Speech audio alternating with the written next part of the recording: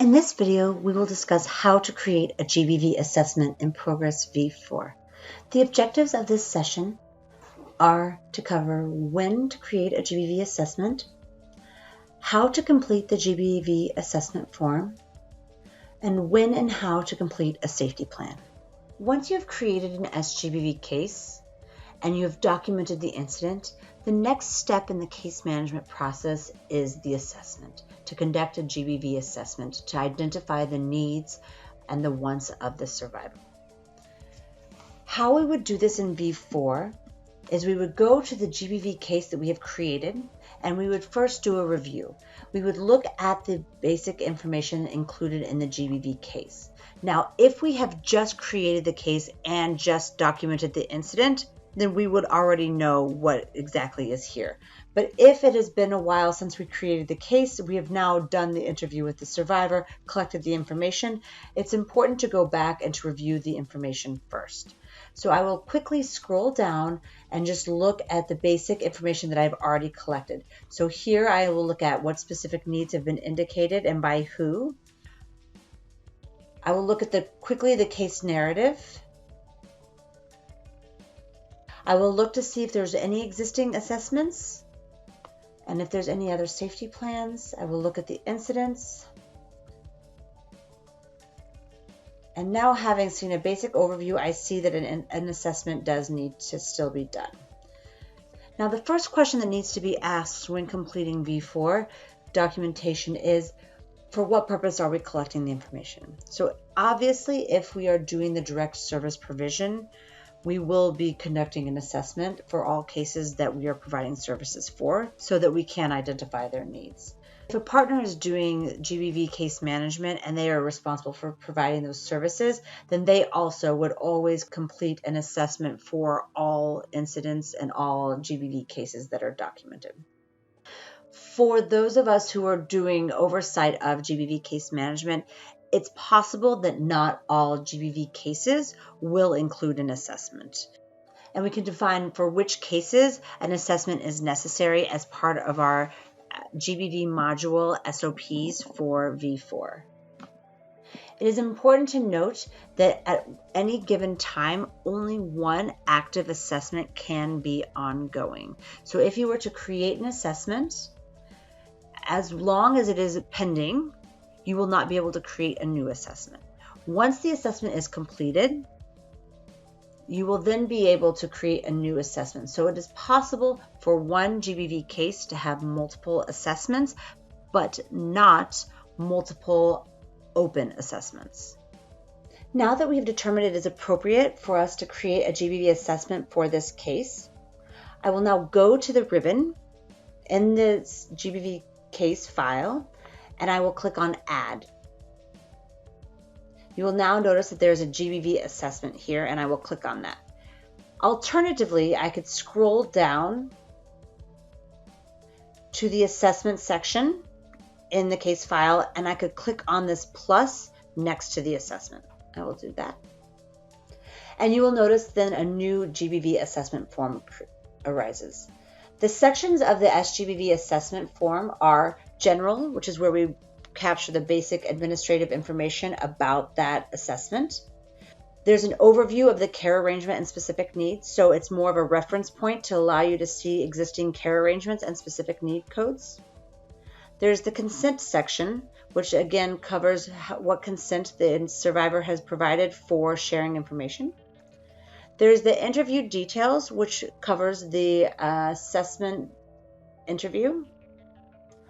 There are assessment details, so what your findings are from the interview, the recommendations based upon that, and then there are the referrals or any actions that are taken based upon those recommendations.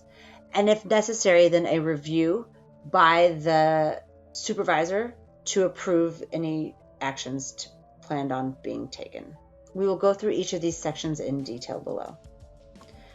Again, as with any other section, until the assessment is saved, there will be no unique identifier provided. Once we push save, it will be provided.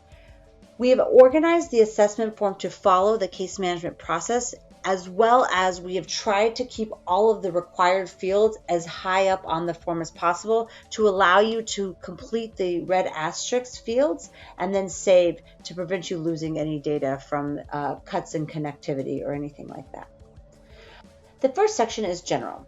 Underneath this, you will see the SGBV assessment details. This is the administrative data for the SGBV assessment form. All of this will be automatically populated or is pre-populated based upon the time at which you save the initial assessment. Now, you can go back and update these eventually, but for the time being, we will skip this because it will automatically be generated when we save. This SGBV case and the individual info are also drawn from other forms, and so there's nothing to be completed here. Next, you will see the care arrangements and specific needs section. This is not requiring any additional action either. It is more as a reference so that you can look and see what care arrangements are and any specific needs that we need to think about as we do the assessment. The next section is the consent. This is very similar to the consent that we saw in the GBV incident and in other locations. This is asking the date that you did the consent counseling. So we can say it does not automatically default. So we can say it happened on the date when. And then there's the question about whether or not the person agrees to share this information. If they agree to any information sharing, you will mark yes. Even if there are exceptions. When you mark yes, then it will say except with the following partners. And once we save, we can then put specific exceptions. So they do not want to share this with the hospital, or they do not want to share this with this partner. For right now, because I have not saved yet, I'm going to just say does not want to share with the... If the person is able to provide their own consent, then the answer is no. If they are not able to provide consent, then the answer is yes, and you would need to then indicate who is providing consent on their behalf. So whether it's a father, mother, brother, sister, grandmother, grandfather, and let's say it's the sister. If the person is registered in V4, you would enter it on this one. If they are not, you would type it here. And then if they are a child, do they provide their assent? Now, once you have completed this consent, we've now actually completed all mandatory fields for the assessment. And so I would suggest that you go ahead at this moment and save so that you do not lose what you have completed up to this point. And now I know that it's saved because I have a unique identifier. I am not done by any means with the assessment form, but at least now I know my record is saved. And if you have problems with connectivity, I would recommend as you put in information, you just periodically push on the save button so that you can then continue to add information. Now that I've saved, I can then put in this exception. So she did not want to share with the legal partner, and so that is going to be partner 1. I'm going to select that, and then I push add. And so now I know who I'm not allowed to share with, but everyone else that is appropriate, I can share with. You will notice that on this form, we will have 2 areas of consent. There is this general consent, which is the same across all the different modules, that is about information sharing and consent counseling. And then below we will have consent that is much consistent with the GBV IMS format that you might be familiar with. Moving down, the next 2 questions are regarding mandatory reporting. The questions read, if mandatory reporting laws apply to this incident, if they do, then you would change this to either yes, and it was reported to the authorities, or yes, they do, but it was not reported to the authorities. If this is not a case for mandatory reporting laws apply, then you would type in does not apply. This would be defined based upon your case management and interagency SOPs, and this should be then reflected in your GBV SOPs for proGres V4. In this case, I'm going to say this does not apply. And then was the survivor informed on mandatory reporting laws prior to the incident being reported to authorities? So if it does not apply, it would be left blank. If it did apply, then you would either say yes, so that means that you did explain to them during your introduction and engagement about mandatory reporting laws, and you then explain to them once they describe the incident to you that you were going to be reporting it, or no, meaning that you did not explain and or you did not tell them specifically that you have reported their incident to the authorities. As I marked do not apply, then this would be left blank.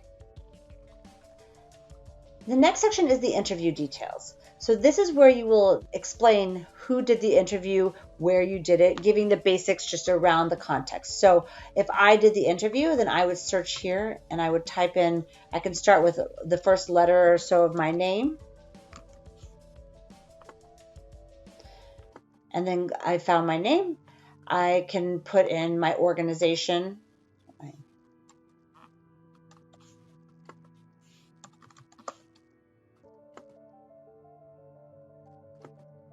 I can type in where I did this if I think so. This would be at the, I would type in the date that this was completed. This happened on, if there was a language, and then if there was an interpreter was necessary, you can type in the interpreter's name. Any of this information that you don't have can be left blank as there are not asterisks, but it is useful to have an idea for record keeping. If this case had happened to be transferred, that they would know when and who did the interview. Here is where you're going to put in your interview notes for the assessment. This is going to be your overall findings.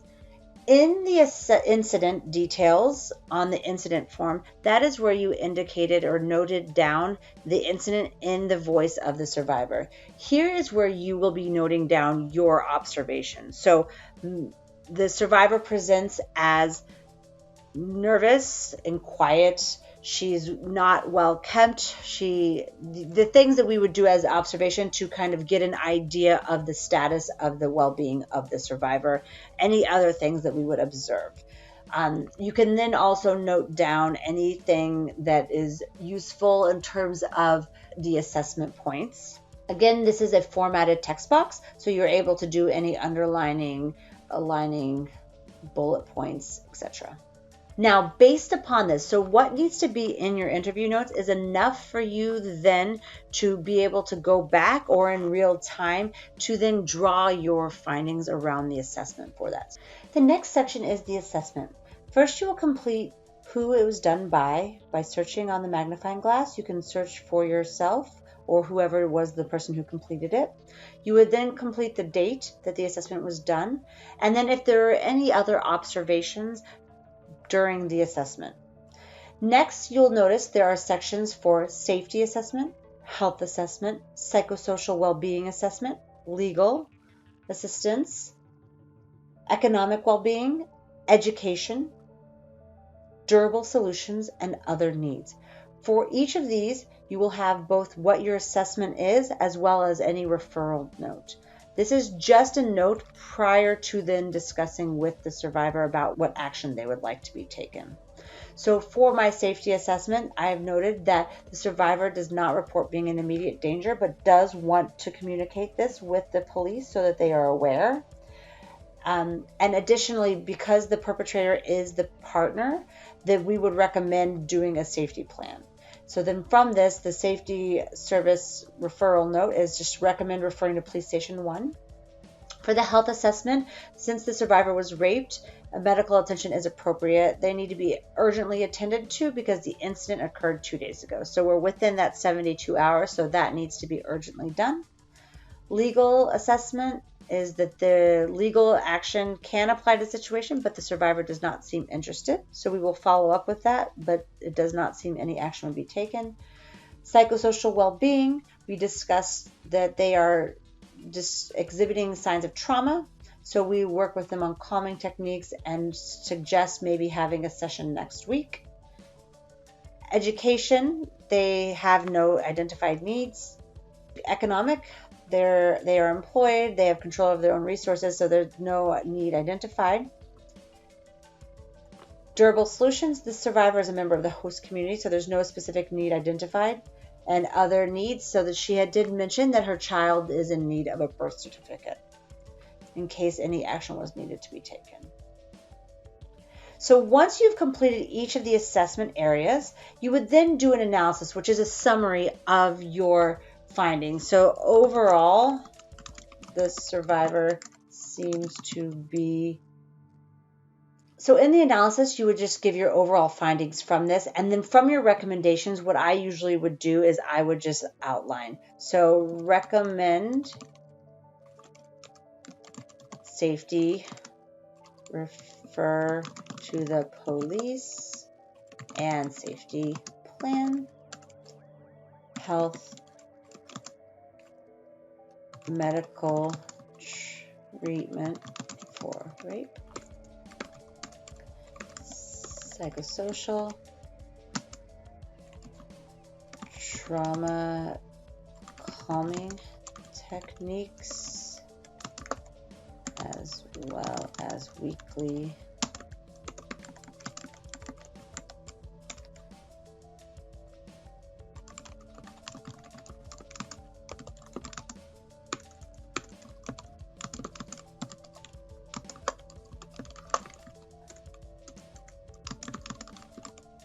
So basically all of the findings that up here that we would then discuss with the survivor, you would then include here in your recommendations. This does not mean that this is what is going to happen. This is just what your recommendations are. And once you've discussed this with the survivor, you will then go down to the referral section. This is where we talk through really what action will actually be taken based upon the desires of the survivor. For those of you who are familiar with the GBV IMS, this is the section that looks exactly like the GBV IMS form. So the first question is did you refer the client to safety services?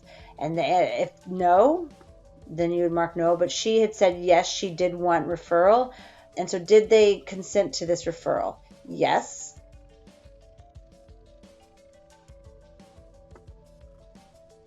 And then you'll notice that the note I made above the safety service referral automatically comes down here. So you don't have to retype things twice if the person does agree with that.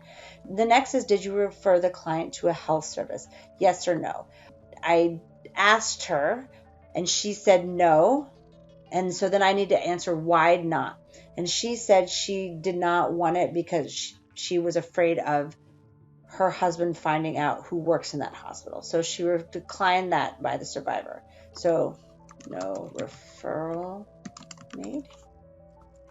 Did you refer the client to a psychosocial well-being service? Now, because we are the one providing that service, I'm going to mark no. And then it says, if no, why not? And it's because we are the ones providing that service. So suggest follow-up appointment. Next, did you refer the client to economic well-being?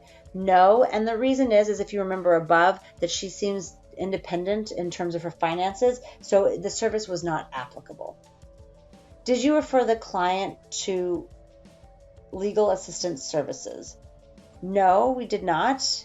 And if not, if you remember above, we discussed that it does apply, but she does not want to take legal action. So we would say that she referral declined by survivor.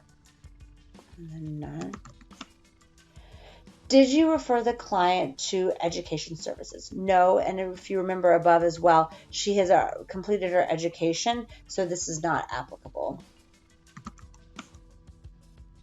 Did you refer the client to durable solutions? And again, no. And if no, referral to durable solutions, why not? And the reason again is because it doesn't apply as she's from the host community. And then finally, did you refer the client to other services? And then for this we would mark yes, because she said she wanted documentation, so we asked her if she wanted to be referred to the documentation services, and so we would say yes, she did consent to that. And so referred to UNHCR.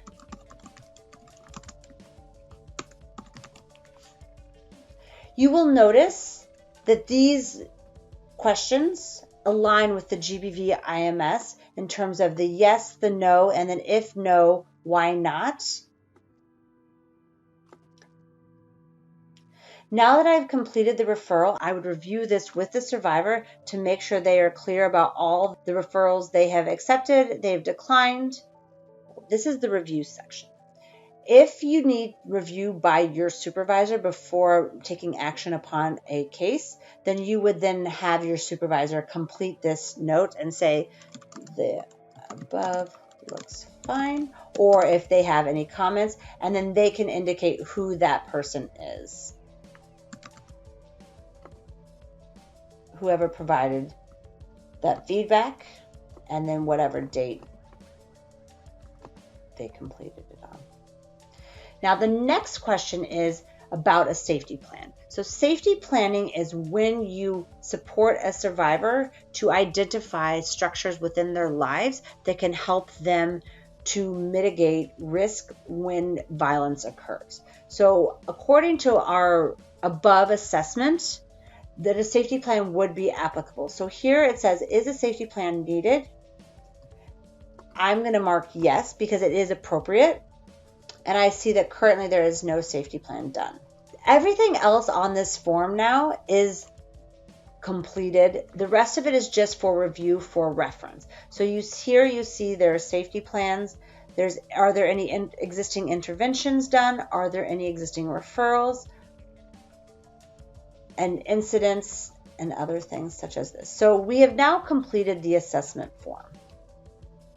I'm going to save to make sure that all of my changes are done. Now, as part of this assessment, or as part of the first step of the case action plan, but usually as part of the assessment, if I have indicated that a safety plan is needed, then I would want to complete a safety plan with the survivor. Not all cases will have a safety plan, but for those where it is appropriate, as outlined in your interagency SOPs or in your internal case management SOPs, we would recommend you completing the safety plan. There are two ways to add a safety plan to the assessment. It's either in the ribbon under Add, you can create a safety plan here, or you can come down to Safety Plan and you can click on the plus here. I will do that. When I click on the safety plan, this pop-up box will appear. As you can tell, because it says new safety plan, it is not yet saved.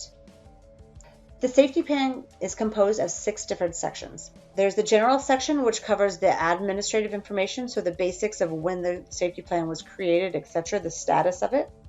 There's the overview of safety, resources, safety preparedness, safety strategies, and next step. A safety plan should be completed with the survivor and done by someone who has experience creating safety plans. The safety plan details will be automatically generated, although you can modify who it was created by and the start date. So this is the safety plan status. So now, is it ongoing? It's completed, or it is no longer needed. So currently it'll be ongoing. The individual info, the GBV case, and the ownership all will be automatically populated. So the first section of the safety plan is the overview of safety. So the is a safety plan needed automatically generates based upon the answer to the response we gave in the assessment. And so now the question is was the safety plan developed with the survivor? So yes, we're doing this with the survivor now, and we have not yet completed this, so the completion date is not filled in. You should make sure to complete the safety plan date once you have completed the safety plan. The first section of the safety plan says identify safety concerns. So here we would talk through what are the concerns, all safety concerns that the survivor has. So in this case, the issue is intimate partner violence. So her concerns are around violence that's being perpetrated by her husband after he drinks on the weekends. You would type this here. The next section is the resources. So now is where we review with the survivor and we think through various resources in their life that would be able to support them to mitigate or avoid or reduce risk. So the first thing we need to think about is what economic or material resources do they have access to? And as we mentioned with this survivor, she has her own employment and she does have access to her own money. So that's an important resource in terms of financial. So we would note that here. Relationships. So what relationships does she have that she could lean on when she's feeling insecure? Are there neighbors nearby? Is there family, parents that she could go to or talk to? Are there siblings? Who could she talk to that or work with to then provide support during this time? Community help. Are there any other structures in the community or individuals in the community that she could lean on and get support from? And any other resources that might be useful. The next is safety preparedness. So then we talk about what steps did the survivor identify as options to minimize risk of further harm for herself before violence occurs. And so what we think about here is that we obviously never blame a survivor for the violence that's being perpetrated against them. But what we're trying to do is with this safety plan is to mitigate the effects of the violence or the consequences of the violence when it occurs. So what we're trying to do is we try to identify any noticeable patterns around the violence or triggers around the violence so that when something is occurring, she can take steps to try to minimize the risk. So what we have identified is that oftentimes the violence occurs after her husband has been out drinking on the weekends. So we now know a time. So the weekends tends to be the higher risk. We also know about the drinking. So the question is that are there things that she could do around this time to then minimize risk? Could she lock her and the children in the bedroom prior to him arriving home on the weekends? Could she go stay with family members on the weekends? Are there specific things that can be done to minimize the perpetrator's access to them, the children, and to her when they are intoxicated or on the weekends? These type of things would be identified steps that you could do. So safety strategies, what actions did the survivor identify as options to mitigate the risks when the violence happens? So this is different in terms of the first is trying to prevent it from happening, minimize it.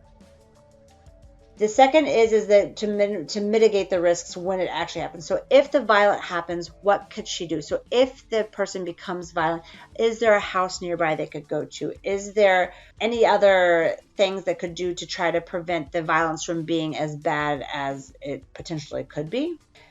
And then the next steps is what steps did the survivor identify as options to minimize the risk after leaving home? So basically what we look at is if the survivor was to start thinking about leaving the relationship, the abusive relationship, then what are some of the steps that would need to be done to minimize their risks?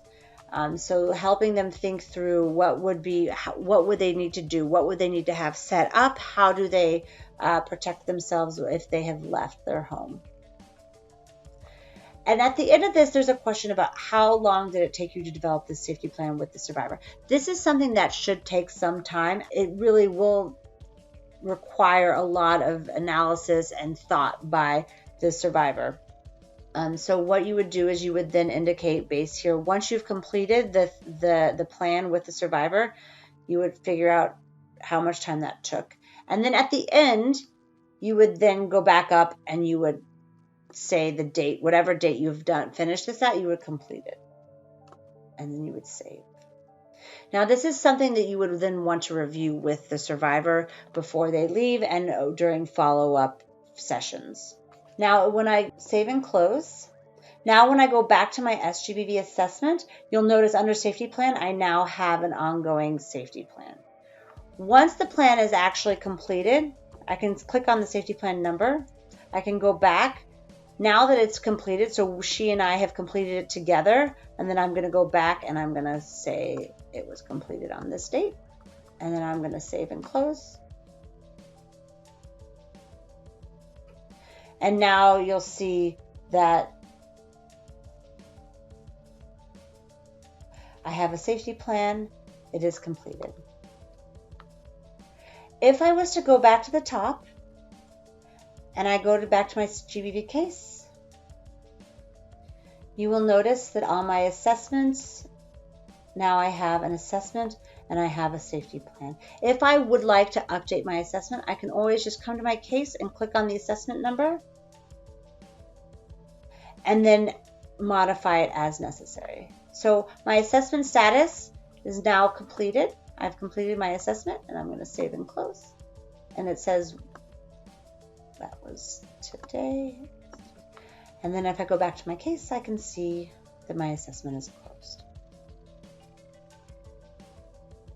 So this is how to complete an assessment. The next step in the case management process is doing a case action plan and referrals and interventions. Thank you very much.